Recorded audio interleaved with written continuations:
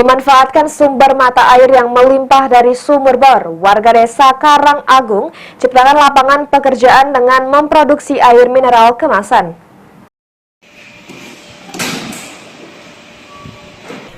Di tengah kemarau panjang dan ekonomi sulit, Fenty, warga desa Karang Agung, Kecamatan Simpang, Kabupaten Oku Selatan, mulai Oktober ini memproduksi air kemasan 2 muara dengan kualitas air yang baik, bersih, dan berkualitas. Hasil produksi air mineral kemasan tersebut untuk saat ini baru dipasarkan di seputaran Kecamatan Simpang dengan harapan kedepannya mampu merambah setiap kecamatan yang ada di Kabupaten Oku Selatan, bahkan kabupaten tetangga. Dalam satu hari, 2 muara bisa memproduksi 700 hingga 1000 dus air mineral kemasan dengan ukuran 240 ml dan dibanderol dengan harga yang sangat terjangkau yakni 12.500 per dusnya. Selain terjangkau, air kemasan siap minum produksi 2 muara juga telah melalui uji standar dari pihak yang berkompeten di bidangnya. Hadirnya air mineral kemasan 2 muara ini tentu saja disambut baik oleh pemerintah desa setempat dan memberi secerca harapan bagi warga sekitar karena dapat membuka lapangan pekerjaan sehingga mampu memberikan dampak positif bagi perekonomian. Mata air sendiri Bu, dari mana ini? Sumber mata airnya kita dari sumur bor. Untuk musim kemarau ini sendiri berpengaruh tidak Bu, sumber mata airnya?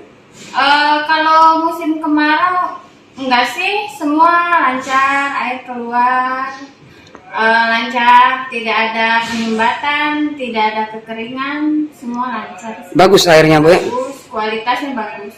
Justru lebih bagus di saat musim kemarau ya? Iya. Target pemasaran kita sendiri untuk di wilayah mana saja ini Bu?